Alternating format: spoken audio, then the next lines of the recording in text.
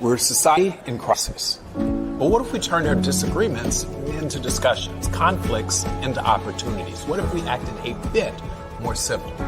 You see, civility can sweeten even the most bitter conversations. And at SHRM, we know people and businesses work best when we choose civility. So join me in starting 1 million civil conversations, because civility is a language we can all understand.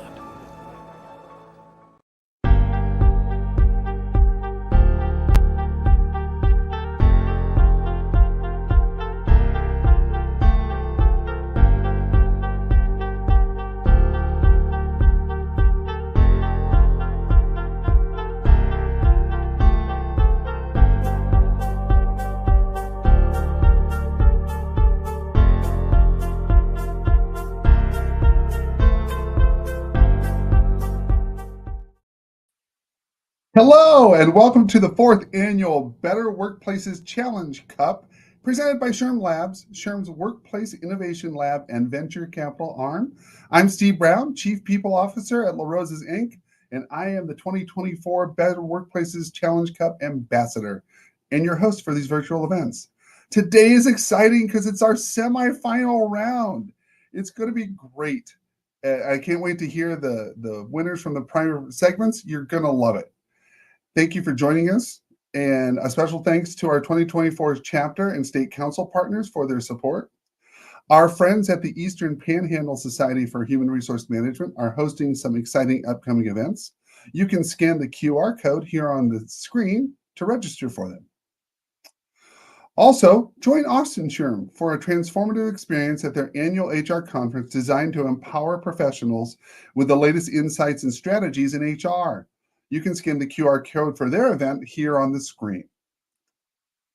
Today is round 2 of the competition. As a reminder, the first round consisted of 5 segments, each focused on a different category within HR. From there, the 5 startups competing today emerged as the best in category winners. And the top 3 from today's semifinals will advance to the finals, where they will battle it out for the 2024 Cup live at SHRM's annual conference held this June in Chicago. We really hope you can join us there. Let's get the semifinals started. You will find in the chat the criteria these startups will be judged on today. And don't forget, there's a public voting component. So after you listen to each company's pitch, you can cast your vote using the link in the chat for your favorite solution. The companies with the most vote at the end of the segment will be named the People's Choice. Please note that the public vote will not have influence over the judge's decision. The event qualifies, as always, every time for 2 PDCs towards your SHRM CP or SCP recertification or certification. We will provide the code at the end of our event today. Now, please help me welcome our judges for today.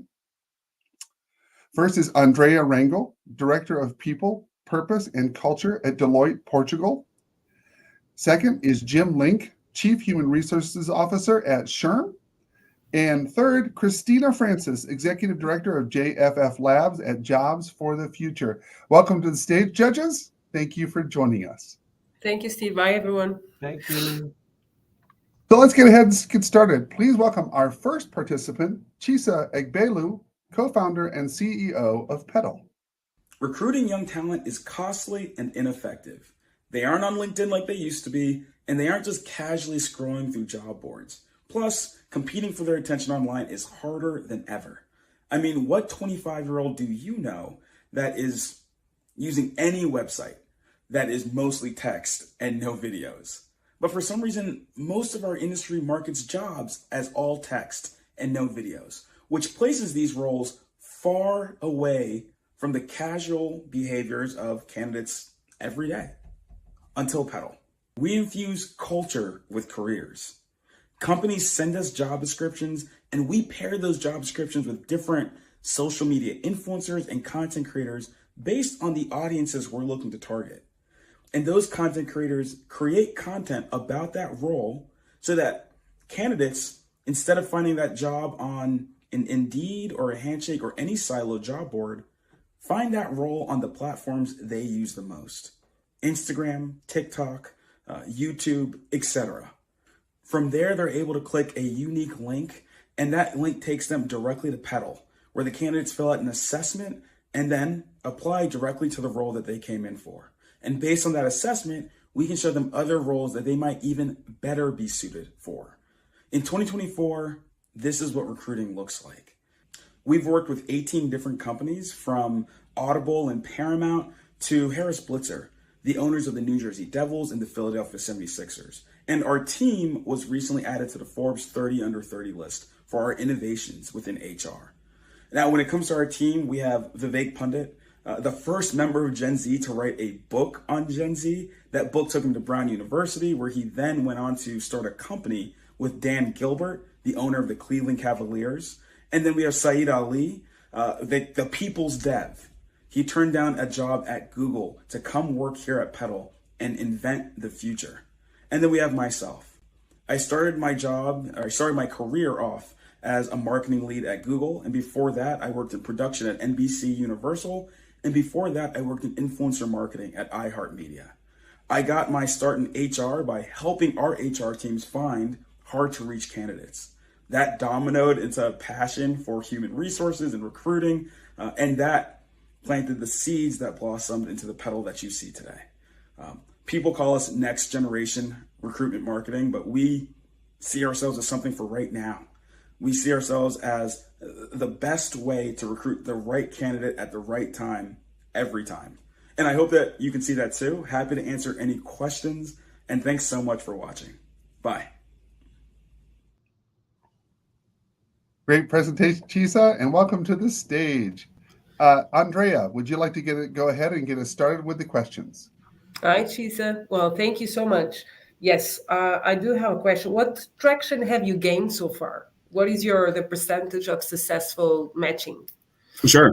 So we've worked with 18 different companies, and we've gotten job offers put out for every single company we've worked with. So for us, in regards to the KPIs, that's our number one, right? Are we giving a quality of candidate that is going to receive a job offer? So of the 18, 16 actually hired those people, as in the offers were accepted.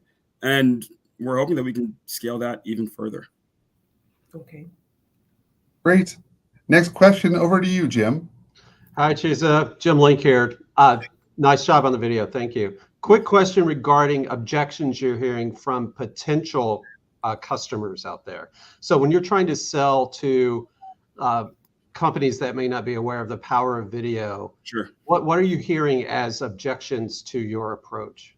Well, I think that sometimes companies, it's almost like a form of imposter syndrome. They're scared that they're going to look too accessible, right? If I'm seeing this job on Instagram, maybe it's not as high caliber of a role that I might have thought. But what we see is that, it's kind of like a tortoise or the rabbit, right, situation. Those are people that are going to get left behind, unfortunately, because these other companies that are going to gain access to this talent are going to win. So obviously everyone knows 2025, 27% of the workforce is going to be Gen Z. And we're hoping that we can give SHRM members that opportunity to be above and beyond in bringing in Gen Z talent, in contrast to those that might not understand the power of video and content. And, earlier last week, I don't know if you guys saw it, but The Economist, the British paper, put out an article that was literally headlined, "For Gen Z job seekers, TikTok is the new LinkedIn." And, we were in the office like flying out crazy because it's what we've been saying this whole time. And so for a paper like The Economist, in London, we're all the way over here in New York. But for them to go ahead and validate that, it just meant everything, because quite frankly, we already know we're building the future. Whether you guys decide that it is Chisa at Petal that is going to systemize and institutionalize this, someone is going to do it. LinkedIn just released a feature last week where it is a video feature. Like, you click it and it literally looks like TikTok, and it's just all work-related content. And the reason they're doing that is because they are trying to mock the success that TikTok has seen in the Career Talk hashtag that has over 2 billion views. It's scary. I think it is way scarier for an organization to not lean into this. And I don't wish that on anyone. I hope everyone can lean into this, because I think that this process can, no shade to an accounting firm or anything like that, but this process can make an accounting firm look cool and digestible and the place that people want to work at. No shade to accounting firms in the chat, please, no shade. Good. All right. Last question. Over to you, Christina. Thank you so much. Great pitch, great team. Love the energy as well. I think marketing is critical to the now and the future of work. I'm curious, are any of the content creators existing employees of the companies that are seeking to fill the position? You had me really thinking about the future of employee referral programs. So just curious what you're thinking there. Absolutely. So yeah, so some of them absolutely are. And that's oftentimes when, of course, it's the best. So, Christina, you're touching on a really great point. This concept, what we have essentially scaled is word of mouth. We've scaled referrals. No longer, well, look, at the end of the day, Chisa might say something to someone, but man, it hits really hard if Jim says it. And Jim probably has a really great audience that's going to get you a lot of high quality candidates. And that's going to likely get you a number of impressions that are going to gain you a lot of notoriety and visibility. So, we've scaled referrals. And that's why, although we're starting off in Gen Z, it's pretty obvious that this is a concept and a process that can work for any one of us. Because I don't know anyone that hasn't applied to a job that someone told them about. I think for the most part, that's usually how it works. But in our process, we've been able to essentially convert passive viewers into enthusiastic candidates. And a lot of times, as you guys probably know, I'm sure, preaching to the audience here, but the best candidates are often the ones that aren't looking for a job. And we have been able to systemize and optimize that process through the behaviors and the roles that they are already doing. And it's a huge upside for the employer too. Not only is it a much faster process, our time to fill is 14 to 17 days. Our impressions are a lot larger, but we get to save them time looking for candidates, money in regards to having multiple people do multiple roles inefficiently sometimes. And we're able to increase diversity of candidates. We're able to save in costs. We're able to increase in or reduce attrition as well. And we're able to make better matches, and at the end of the day, that's what we want to do. It's about finding the best candidate for the best organizations. And this manner absolutely does that, instead of just relying on when a career fair is or, whatever job board you might be using. Thanks, Chisa. Now we'll let the judges take down their notes as well as their scores. While they're doing this, how can attendees find out more about the information about Petal? Sure. So thank you guys so much for listening and being here on time. That means a lot because I had to go first. So you can find out more about Petal by going to pedul.com or feel free to reach out to me on LinkedIn. I'm extremely happy to talk about this with anybody. We love this. And also, if you are in the New York area and if you are on ESPN or anything like that, we're the official logo for the New Jersey Devils. So keep an eye out for us because that whole partnership is ending super soon. Great. All right. Thanks so much for being here. Let's bring to the stage our next participant. Next, we have Giorgio Barnabo, co-founder and CEO of Silotips. Hi, smart people. Let me ask you a question. Do you really think artificial intelligence, that high-tech plagiarism, can replace you? Of course not. Do you know why? Because most of what you know, most of what we all know, remains locked in our memory. Here's a typical workday. You need to find something out. You start browsing through countless files, folders, emails. Now you chat with a chatbot. But what do you find? Nothing. Zero. At that point, you desperately write to a colleague who tells you that maybe another colleague can help you. Many hours and many colleagues later, you might end up finding the answer you were looking for. I hear people claiming that employees waste time because their company documents are scattered and not easily accessible. Fake news. They lose time because word of mouth is still the primary way they can find and reach out to expert colleagues in charge of managing, certifying, and transferring critical knowledge. At Silotips, we are starting a human capital revolution. A human-assisted chatbot empowers employees to immediately find certified answers and designated subject matter experts for any of their questions. Companies can finally provide their workforce with a single, unified, and accountable support channel that automatically routes employees' requests towards the right colleagues. Our target market includes medium-sized companies with 300 to 1,000 employees that can start using Silotips for just €9 per user per month. Since I started selling the solution in July 2023, we have already initiated 6 paid pilots with leading companies in insurance, banking, engineering, and consulting, totaling €80,000 in revenues. In 2 months, we'll sign 6 more contracts. These companies are eager to start using Silotips for efficient knowledge transfer and expert-driven support. We tap into the rapidly expanding market of knowledge sharing and collaboration software that is projected to surpass $110 billion by 2030. As a team, we are hungry and ready to deliver exceptional results. Personally, I've been working on knowledge transfer for over 10 years, and together with Leonardo, we hold PhDs in data science and artificial intelligence with research experience at Harvard and Amazon. Simone, our CTO and full-stack engineer, has previously worked at Ericsson and 2 other startups, while Tullio, our Chief of Product and Chief of Operations, has already founded a virtual reality startup in healthcare. Let me now finally share with you some recent exciting news.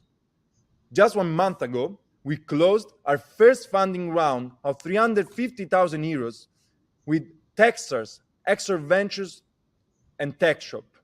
Our deepest gratitude, though, goes to our initial customers, whose invaluable feedback has been helping us constantly improve our software.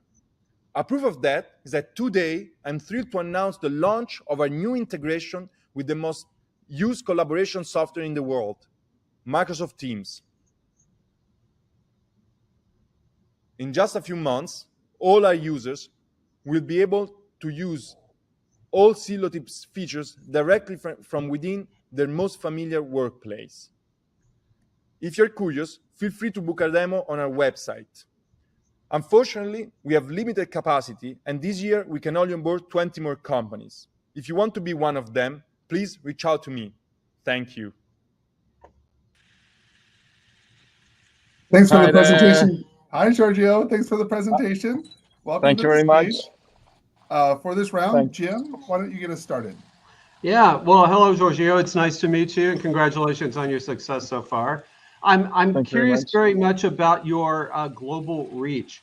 So several of the customers that you saw, I believe, were European-based. Can you tell me about your expansion plans into other markets, North America, Asia, others?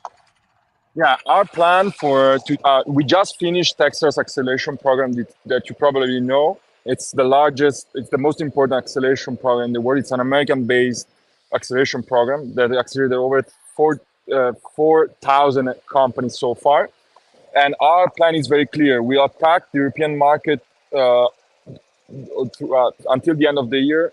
And I already applied for a green card because our plan, and Leonardo, my CIO, is already based in Boston because our plan is to expand to the US. Actually, we already signed, I couldn't put it in a slide because it's very recent, we already signed a contract with Stellantis, one of the largest car manufacturing companies in the world, and the POC will all happen in the US.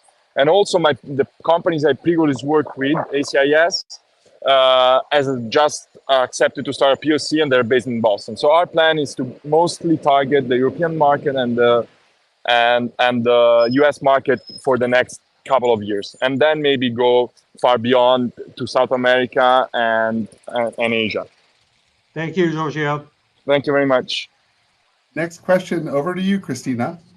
Excellent. And what a beautiful sky behind you. Congrats. It's Rome. It's and beautiful. sorry, I didn't mean to be unpolite, but my connection inside the station, I need to travel to Milan, didn't work, so I needed to get out and connect through my phone. Sorry. No need to apologize to us. And then congrats on your first round of funding. So I'm curious, and congrats on the integration with Microsoft Teams. That was going to be one of my questions. But what strategies are you implementing to drive user adoption and ensure seamless integration with existing workflows and other platforms? Yes. Basically, everything we developed was customer driven. So at first, Silotips was integrated with any existing platform. That was a big pitfall because we saw very slow adoption plans. So users didn't want to move away from their familiar workspace. For this reason, we created the Microsoft Teams integration that actually we already launched with 3 companies. As soon as we launched the integration with Microsoft Teams, basically all employees that had access to Silotips started using this on a daily basis. Of course, even if you have perfectly integrated software, you still need to formalize an adoption plan. Like it always happens with new SaaS B2B, SaaS software. It's basically service as a software. So what we do, we partner, we internalize customer success and support, of course. So we propose companies adoption activities throughout the first 3 months, but also we also have partnerships with consulting companies such as Accenture and KPMG, because for largest accounts you need proper consulting projects to successfully adopt Silotips. But that holds true for most software. Even Microsoft Teams takes usually a year and a half to be adopted by medium-sized and large companies.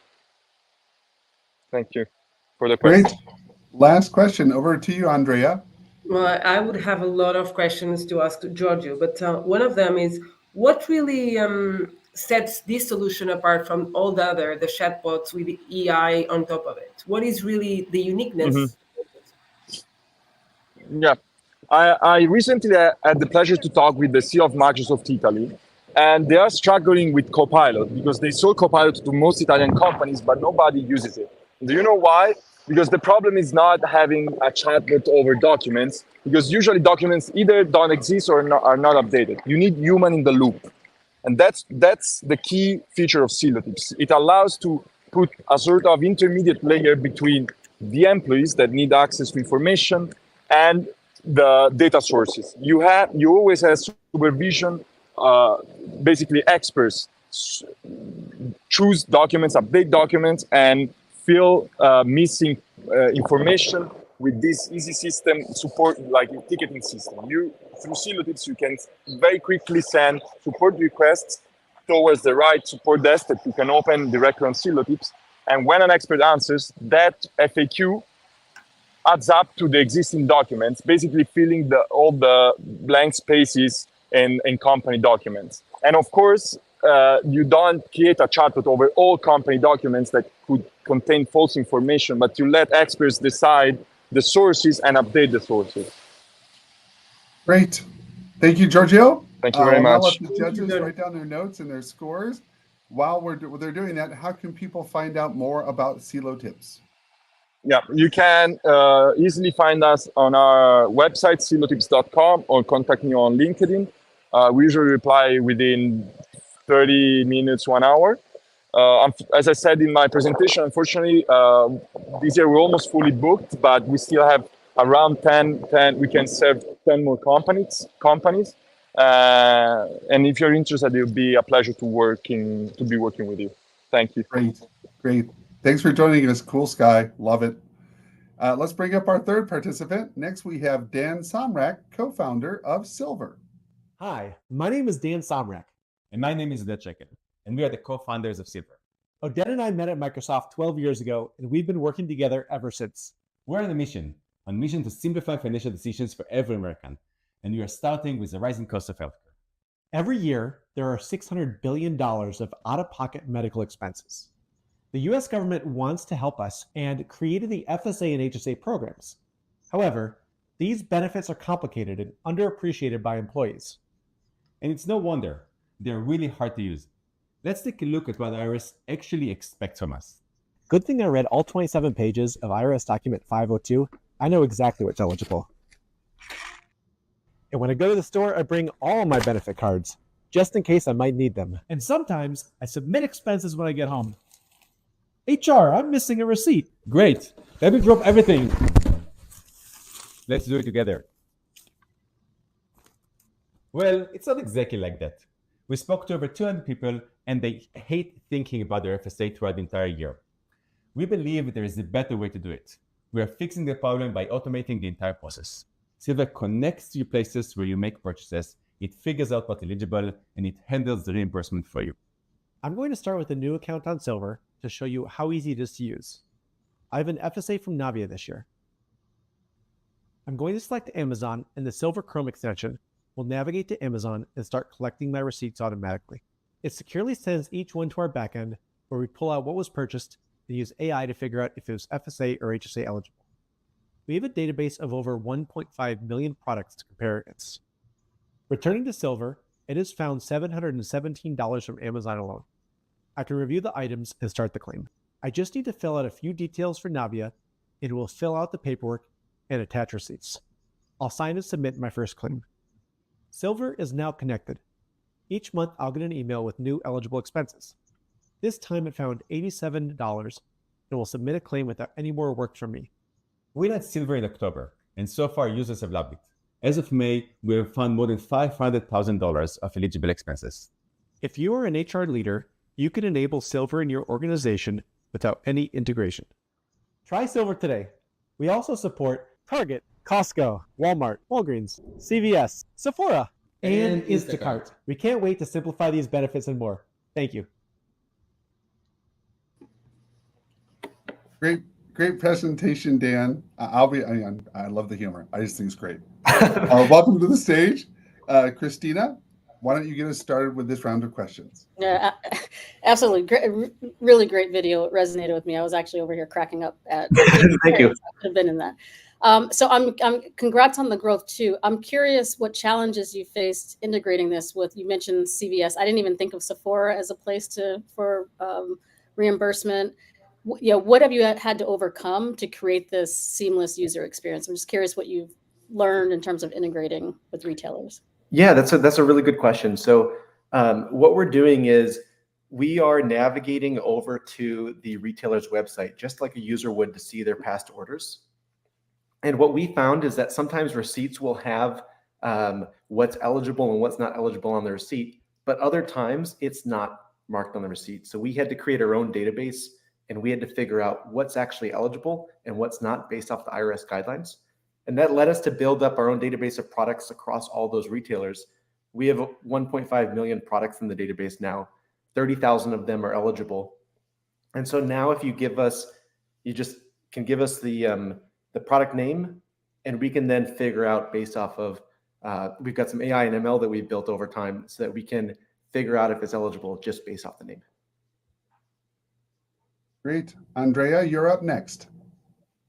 Dan, what are the key milestones that you're gonna probably prioritize if you get this funding? What are the big bets? Yeah, so the thing that we're working on right now is transitioning from directly offering this to consumers. So we started with consumers just so that we can iterate on the value and make sure it's something that people loved.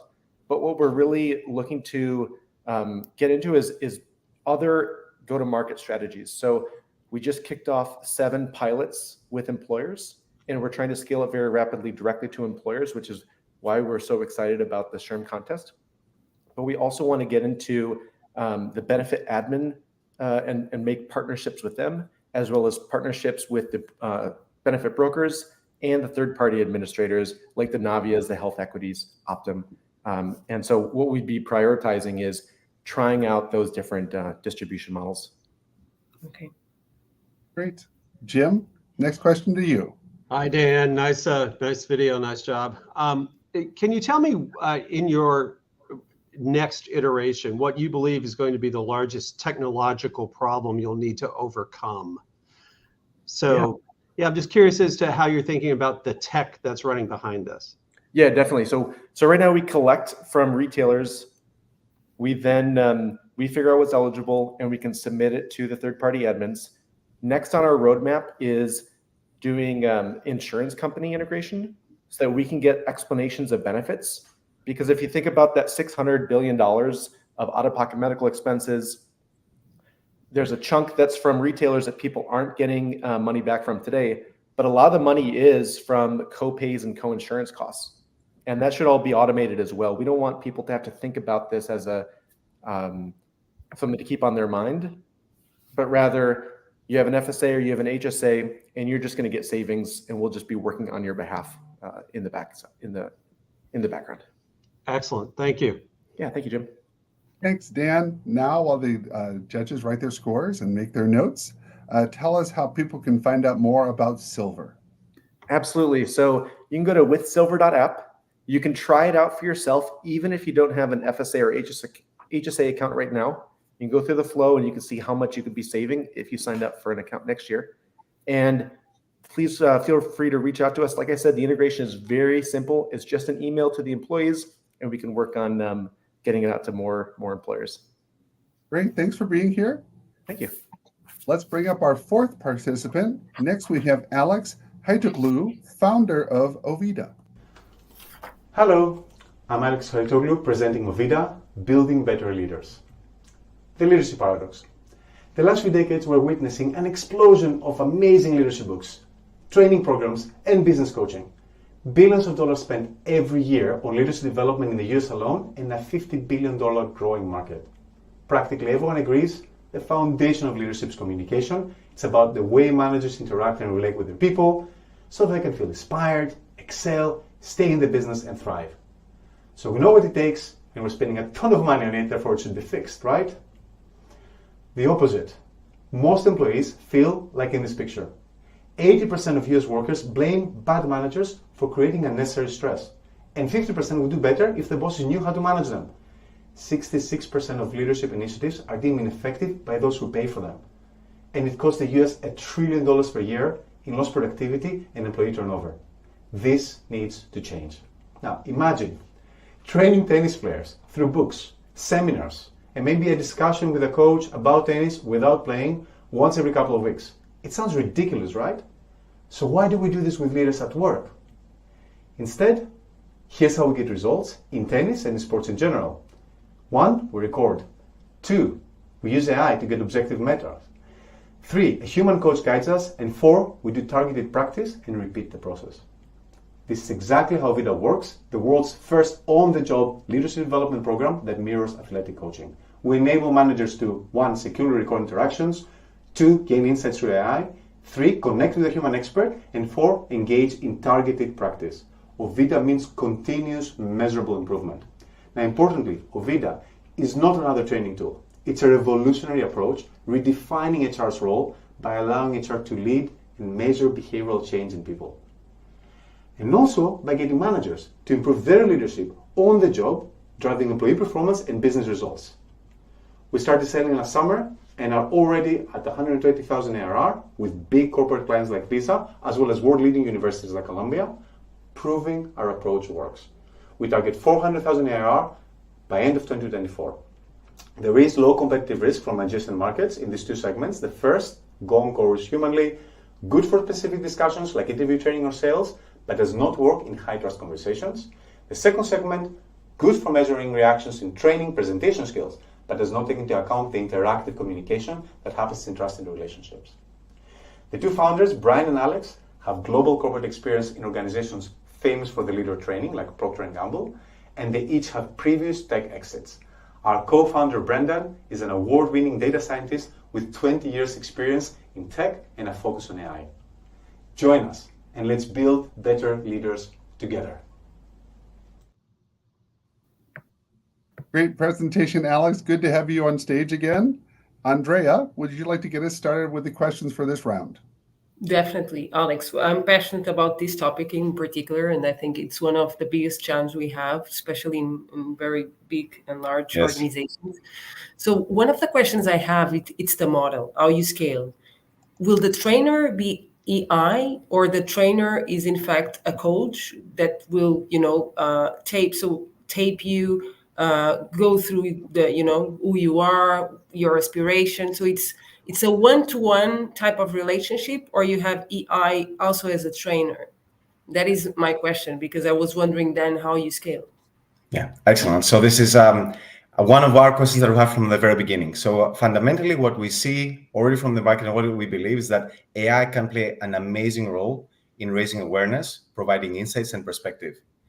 However, AI just on its own, just throwing data at people and insights does not really help people change behavior. And we have great examples that we use at sport. In sport, AI can already give you a ton of data, but not only we haven't given up on sport coaches, there's more of them today. What we are able to do, we're able to generate both self-reflection and insight by this, but also massively accelerate how many people a trainer can actually help. For example, our model is not like coaching one-on-one every 2 weeks or whatever else. Is you go out, you do one-on-ones as a leader, for example, and then once in a while you can have a meeting with someone who can actually help you make sense of the data even more and agree what to do next. Behavioral change doesn't come just through data. It comes from also building some sort of a commitment with the human. And this is very, very unlikely to change anytime soon. So what we're seeing ourselves doing is effectively providing the option of AI to accelerate and scale up massively the work that very, very few humans can do. And in many cases, like in some of our clients today, even HR itself. So some trained people in HR that could never have provided help to 50 people, for example, now are able to see data insights and actually give some human aspect, the human in the loop on that process of changing behavior. Thank you, Alex. Great. Jim, you're up next. Hi, Alex. Jim Link. Nice to see you. Nice Jim. job on the video. I'm very curious about measurable outcomes for the business. So you're putting this program in place, coaching, obviously, probably everybody on this call believes in it, yet we all struggle to really show in a hard way that business leaders will grasp the value of that. Tell me how you're doing that with this tool. Yeah, so there's a few ways of doing this that effectively what we're trying to do is we're trying to connect data on behavioral change, which is for the first time that we have. What I mean by that is so far, I'm sure as an HR leader yourself, you've sent people on a ton of training courses, right? They come back. How much of that do they actually implement at work? How much of their behavior actually changes? I'll give you a very simple example. There's already really good enough data that shows that leaders who ask more open questions get a lot more engagement, get a lot more new ideas. And that's something that you can send someone on a training course, but you never know what they're doing. We're actually able to now put numbers on some of those metrics, including, of course, open and closed questions, which is one example where we have developed our own algorithms, but also a ton of other behaviors that happen during the process of our one-on-one. What we can also do, which we do with leaders and their businesses, is start with pre and post-engagement surveys, and that is a massive way of seeing whether engagement changes. And then, of course, using the more traditional tools like the annual review tools, you can actually see the difference between how much more their employees and their leaders get the feedback during a 360 process, which eventually leads to business results. So the way we see ourselves is we are one massive step ahead of any other thing that's more traditional training, because we can demonstrate actual numbers on how behavior changed, and we can actually link that now finally with the more traditional survey results that we get across all HR organizations that show how relationships between employees and leaders work, and also how this leads to business results. Thank you, Alex. Great. Christina, over to you. Appreciate it. Thanks, Alex, for the presentation. I appreciate the statistics, particularly the 84% of people blame their bad managers. There's so much we can learn from sports. I have several questions, but I'm going to try and distill it into just this one and build on my colleagues' previous two questions, and just ask you to dig a little bit deeper in how you're specifically analyzing the communication skills, and potentially if you can share some of the behaviors that you are measuring, just to kind of take Jim's question to that next level. Absolutely. So first of all, explain a little bit the practical aspect of the process. We are asking people, always with consent from all parties involved, to go into our platform and very, very privately and very securely record real one-on-ones.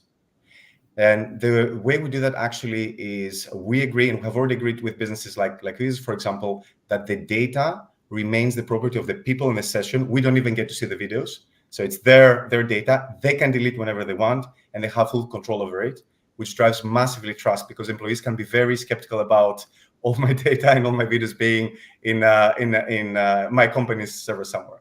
So they go through this process. They do get some AI-generated insights based on that. And some of these, for example, have to do with some of the most important aspects of communications. For example, the types of questions that I'm asking, the specific behaviors that I'm having on my call. I'm engaging someone with more questions about creating new possibilities, for example. Am I using, which we can do, aspects of coaching models? So we have, for example, we have modeled the ICF PCC, which is one model that's used for coaches, and we can actually take elements of that and see how much a leader is using that in a discussion. How am I interrupting? How am I pausing? How am I keeping my presence? How much am I talking versus not talking? One of the fascinating insights we had when we started this with leaders is we ask always before, what is your objective when you engage with employees? And the answers we're getting generally are pretty good. They say, my objective is to get my employees engaged, to get new ideas, 2 ears, one mouth, when we discuss with them and the rest. And then once we get them into this process, we see, for example, in a recent program we did with 50 leaders in different businesses, the average share of voice, which means how people are actually talking versus listening, is 67%. The average interruption rate, so 67% the leader talking versus listening, right? Practically everyone's surprised with that, but also things like interruption rate. Leaders interrupt their employees in one-on-one discussions significantly more than their employees do. Or the way they use questions, or one of the things that was asked in the beginning of this presentation, which you were asked as judges not to ask multiple questions at the same time. We have found out, for example, that leaders that ask more succinct questions one at a time tend to get better answers, more interactions. And we're taking this all the way down to things like noticing body language. For example, we're now working on algorithms where we know if a leader asks questions and the employees go like, so they pause, they sigh, they look up, that means they're thinking. And if a leader does not interrupt them, so does not jump in with another question, but lets them think, they have a chance to get something really great out of that. So what we're seeing is that we can get a host of different behaviors in there. And what we've been doing, especially the last 4 months, we can actually train our model, because we're now using quite a few different LLMs on this, large language models. We can train our model also to, on top, pick up specific things that this business might be looking for. So we're now looking with one business to develop not our model of communication, but put their leadership model of communication into what is happening into the discussion and be able to pick up based on their ideas of what a great leader looks like to see what exactly is happening, not what we think is happening in those one-on-one discussions. Great. Thank you, Alex.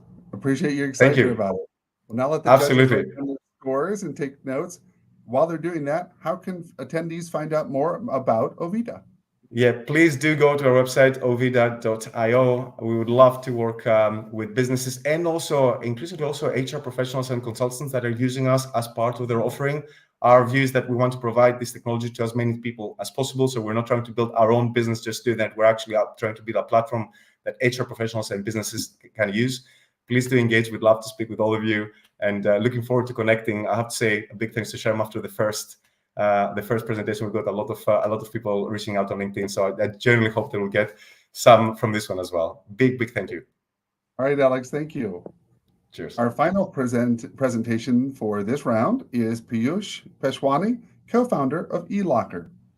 Hi, my name is Piyush. I'm the co-founder and CEO at eLocker. eLocker is a verifiable credentials platform.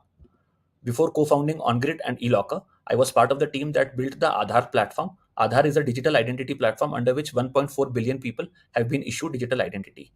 Aadhaar is a part of a larger concept which is called digital public infrastructure. In identity, in payments, and in tax systems, creation of DPI has been a game changer of India. At eLocker, we want to build a digital public infrastructure. However, eLocker was started with a very simple problem that HR teams were facing. Most of the HR teams, they get verification emails. 5 to 10% of ex-employees, they have to be verified each month. They can keep getting bombarded with reminders till the time they verify. This is also not productive HR work. So there is a lot of distraction, time lost, hassle in responding to these emails. Employee data over verification emails is not secure. Sometimes they are not even sure whether the ex-employee has given consent or not, which is a privacy concern. There is no record of verifier and ex-employee mapping at the end of this exercise. All this leads to delayed verifications, which is also opportunity lost for the candidate. So we came up with a simple intervention, which was issuance of verifiable credentials. These credentials can be issued at the time of exit in a few seconds for any ex-employee. The benefits of issuing these credentials are multiple. One of the key benefits is that verification becomes instant and it is secure because there is no data being sent over emails.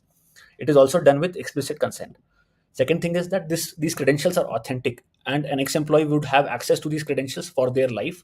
They can use these credentials not only for jobs, but for accessing services such as credit at better rates, etc. Each time this credential is verified, they get a notification that so-and-so organization verified your credential. They can also turn on an explicit consent setting, which is extremely pro-privacy for the future. These credentials can also be transformed into experience certificates at zero effort, because the credential data is already there and it is the same data.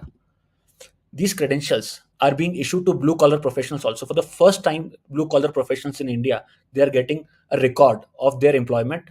And this can be extremely empowering, because they can now suddenly start using these credentials to access upward mobility in society. Another benefit of eLocker is that an organization starts getting attrition insights, because they know that which organization verified. eLocker platform has a provision to capture that information. They can then derive information as to which competitor is hiring from their organization.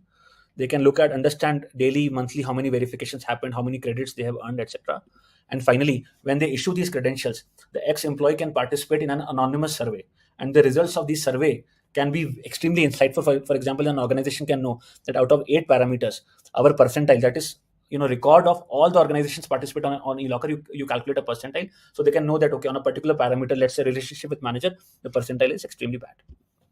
The larger vision of creating digital public infrastructure in low income and in India, it has already taken off. And the larger vision is that employment credentials, income credentials, education credentials will be available to an individual and will be accessible on his or her mobile device. These credentials can then be verified instantly with individual consent, not just for jobs, but for other services as well. We are already seeing some early signs of network effect. Hundreds of organizations are benefiting from eLocker. Specifically, more than 20,000 organizations have benefited so far, and more than 2 million credentials have been issued. And the platform is ready to be taken to other geographies. That's it. Thank you so much for your time, and I look forward to your support in taking the impact of eLocker far and wide. Thanks. Thanks, Piyush. Welcome to the stage again. Jim, please start us off with the questions for this round. Yeah, hi, Piyush. Excellent summary there. Quickly done. I'm curious. I first heard an idea similar to this a few years ago when the whole blockchain idea came around about taking these credentials with you, as you go. And my first question related to that, and one of the reasons why it never really got legs with blockchain, was due to privacy concerns and sharing of confidentiality types of issues in very different countries. Each has its own set of rules and regulations, as you know. How are you overcoming that particular hesitancy as you look to expand outside of India in particular? Sure, Jim. So, Jim, privacy is something which is fundamentally very, very close to the way we think about the future. In spirit, what we follow is that the data never belongs to a platform. It always belongs to the individual. As long as we understand the spirit, we can comprehend privacy regulations such as the GDPR or the India's DPDP Act. In the initial blockchain days, the first wave of blockchain, this thing did not really take off at scale. What we felt is that there was a kind of a chicken or egg situation, because you wanted multiple organizations to start participating on the network. But if you have a simple asynchronous model in which you allow functional benefits for even a single organization to participate, it adds value to them. So to that extent, we have attrition insights and we have instant verification, we have cost savings. So that is why today organizations are participating. There is a configuration which allows the credential to never hit our server.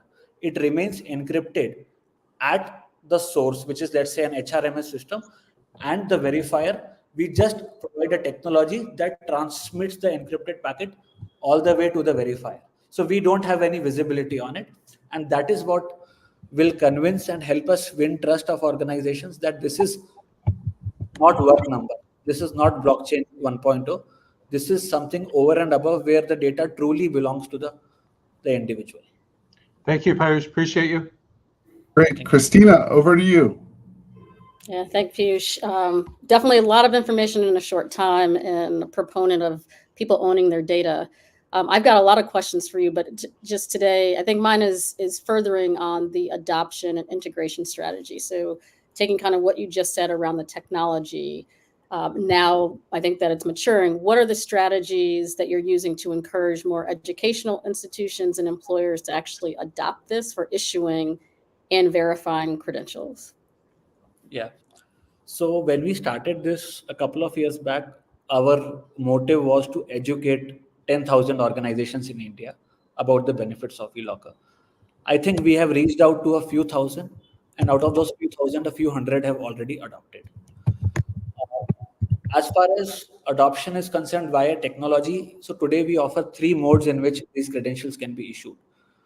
We are an API first organization, so there is an API that can be integrated with an HRMS system. So the moment somebody marks an exit into an HRMS system, the credential can be issued.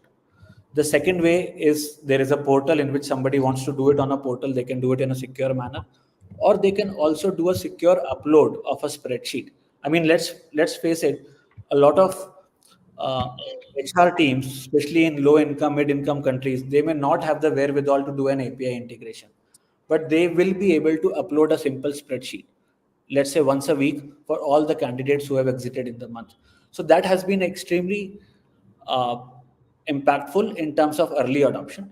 And once organizations have used eLocker for 6 months, then they come to us and they ask us, hey, do you have an API? And we said, of course we have an API, and you can just integrate and push a button at the time of exit, and it happens. As far as other countries are concerned, we are about to launch education credentials also, and that is directly for not just for India, but it's designed to be for for across geographies. I hope I answered that question, Christina. Yes. Andrea, the final question over to you. So my first question was really, really in line with what Jane just asked. Is this concern on the compliance and the regulation of GDPR? Because, each country has also, or each region, let's say Europe and US, then have also different rules. So it's hard to scale on that matter. But as you already answered, how do you plan to monetize it? Sorry? What's the plan? How are you going to monetize? Okay, so our monetization model is that all the features that we offer are free of cost as far as the issuers are concerned. So there are three stakeholders in this transaction. The issuer of a credential, which could be a private organization, a public body, or a government body. There is the individual to whom the data belongs, and then there is a verifier. Verifier could be a new employer, or verifier could be a bank, or verifier could be an insurance company. So it's always the verifier who pays for it. Currently in India, the rate that we charge is $3 per verification. And it's per not verification of the different things, like the studies or the criminal register. So in different. So Andrea, currently the platform is live with employment credentials only. So employment records and references, and around 2 million credentials are issued only for employment credentials. But as and when we have other credentials like income, skill, education, the pricing strategy, it will not become a multiple of the number of credentials, but it will be slightly more than $3. But we want to keep it extremely cost effective because blue collar professionals, gig economy workers are getting verified, and we don't want to add a lot of cost friction to it.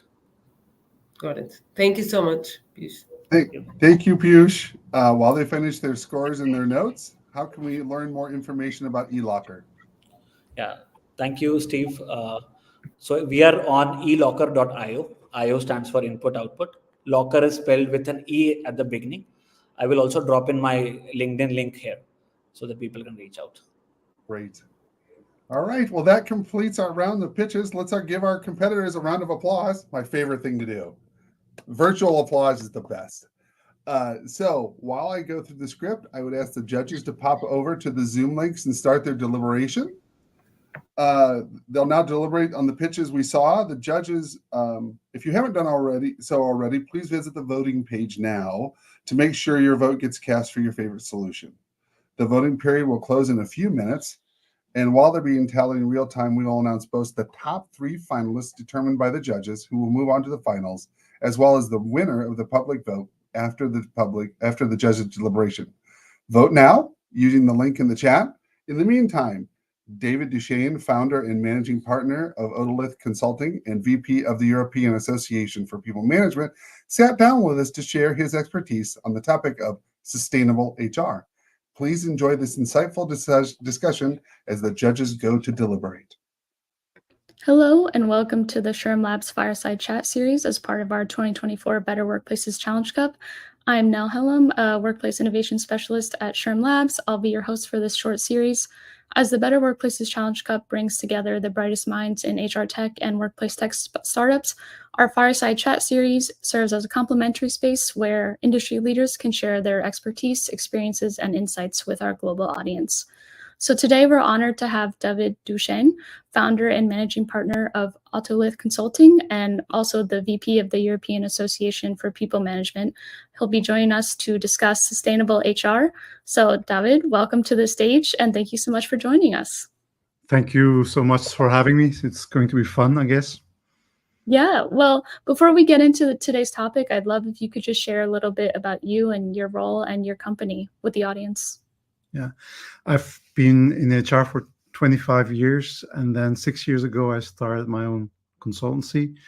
But I combined that role with, I would say, my community work for the HR community. And I'm both active in Belgium and on the European level. Since the 1st of January, I'm the vice president of the European Association of People Management.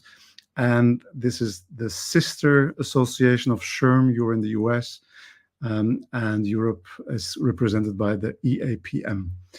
And so, yeah, I'm focusing very much on the human side of strategy.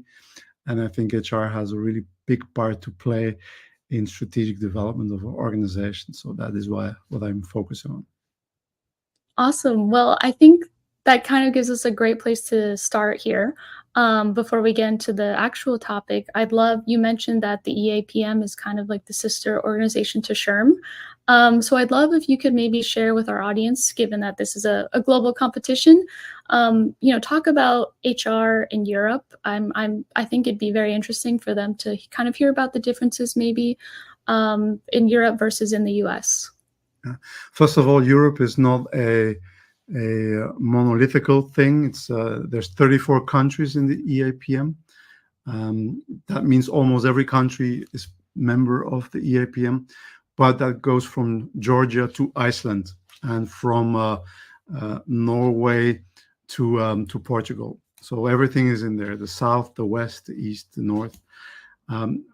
Of course, there's differences between the countries, but most countries in Europe have a very strong tradition of social security, of social bargaining, and that is more organized and more legalized, I guess, than in the US. I'll give you an example. If you talk about social security, then the health benefits for instance, in Belgium or in Holland or Switzerland and so on are not so much related to the employment, but are related to the person. So if you lose your job, you don't necessarily lose your benefits. And that's already a change. And as an organization, of course, you do work on health benefits, but they are secondary. So that is already a change. There are changes or differences in terms of pension and retirement. There are changes or differences in terms of course, the law. We have an increasingly strong European legislation on social matters, and that influences the European HR, of course. On the other hand, in the US, you have differences in terms of protection, social protection, health benefits. Unions in Europe, in most countries, are important partners in organizations, less adversaries, but that's not totally true, because in the south of Europe it is more conflictual. In the north of Europe it's more consensual. But so there's differences, and I can go on. But if you talk about HR in itself, and you talk about what is HR, it's making sure that people are willing and able to contribute. So, and then we talk about the same things in the US and in Europe. we talk about human needs, we talk about performance, we talk about motivation, we talk about lots of the same things. And then there's not so much difference, because humans are not so much different. Of course, there's cultural differences, but in terms of human aspects of business and of strategy, I don't think the differences are huge, taking into consideration cultural aspects. Right. Yeah, I think you put it perfectly. There are cultural differences, but I think at the end of the day, a lot of the human aspect of things is really, we're all having similar conversations, I think. Cool. Well, yeah, I guess to dive into today's topic, sustainable HR, I know you kind of like to refer to this as HR for the future. So, maybe I'd love if you could tell the audience, what is HR for the future all about? Yeah. So why do I talk about HR for the future? And usually we talk about the future of HR or HR of the future, is because if you talk about HR for the future, you're focusing on the contribution that HR can have, and to put it maybe naively, for a better world, for a future that is better than what it is today. Now, HR can do two things. You can say we're going to avoid harm, and then you talk about, for instance, safety and well-being, making sure that people do not get sick or don't have accidents or don't lose their competencies in terms of talent development. So that's avoiding harm, but you can also focus on doing good and making sure that work is a source of health and source of prosperity, and that what you do today as an organization and as HR contributes to what I call the employability of people. So if they join you and afterwards they leave, that they leave with more competencies, with more strength, with more market value than they would have entered. So you contribute to the future of the persons, the employees working for you, and therefore also to the communities that you work in, society at large. So doing good and avoiding harm are the two basic components of sustainable HR, and you do that for the long term, not for the short term. Sorry to cut that short, but we wanted to make sure to get to the results. You can get a video in the entirety if you look at the link in the chat. Let's give a hand one more time to the chat, all the great companies that competed today, our 5 semifinalists. As mentioned at the beginning, one of these companies received the most votes and will be recognized as the People's Choice. And the People's Choice for this round is eLocker. Congratulations to you at eLocker, Piyush. Finally, 3 of these companies will be moving forward to compete in the finals of the 2024 Better Workplaces Challenge Cup. So let's get to it. The finalists this year for 2024 are Petal, Ovida, and eLocker. You will get to hear from each of the finalists in a special episode of our Workplace Tech Spotlight in June, and we hope to see you there. Thank you to the judges and the participants, and thank you all for attending. Please note that this event qualifies for 2 PDCs towards your SHRM CP or SCP certification. The code to use is going to come up on the screen here in a second, 24-UCTDJ. Next up is the finals, and it will be live at SHRM's annual conference and exposition, where they will compete to become the 4th champion of the Better Workplaces Challenge Cup. The finals will be held in person on Tuesday, June 25th at 12:30 p.m. Central Time in Chicago. Please visit our website, which we are posting in the chat, to stay informed and register for our future events. We hope you can join us in the finals. Thank you so much for being here, and we'll see you in Chicago.